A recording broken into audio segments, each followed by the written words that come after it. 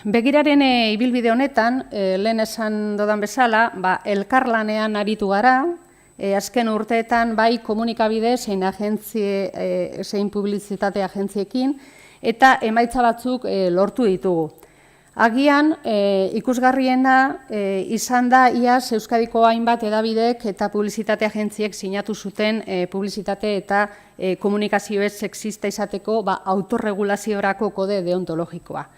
Kode honek komunikazioaren arloan zenbait konpromiso jasotzen ditu, hala nola arlo eta eremu guztietan emakumeen protagonismoa sustatzea, emakume eta gizonen aniztasuna osoa erakustea, elkarrizketetan eta artikuluetan emakumei eta gizonei trataera bera ematea, emakume biktimizazioa baztertzea eta emakumeak gizarte eragile aktibo gisa ere erakustea, emakumeen fisikoari, sexu erakargarritasunari eta janskerari buruzko aipamenak saihestea, era guztietako emakumeen eta gizonen gorputzak erakustea, hizkuntza sexista ez erabiltzea eta genero ikuspegia erantzita duen informazioa bultzatzea.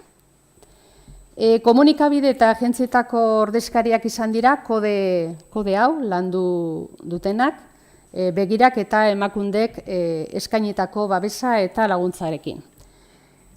Lehen esan doan bezala, autorregulaziorako kode bada, hau da, komunikabidek beraiek dira euren lana arautzen dutenak.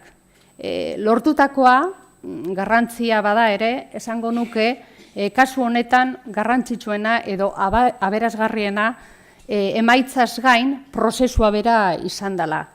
Komunikabideak elkarrekin eseri eta berdintasunaz hausnartzeko izan dute aukera hori, gure aldetik ere entzuteko aukera izan dugu, eta sortu dira sinergia batzuk. Komunikabideen arteko sarea sendotzea oso garrantzitsua ikusten dugu eta zentzu honetan begiraren hurrengo erronka komunikabideen sare bat sortzea da.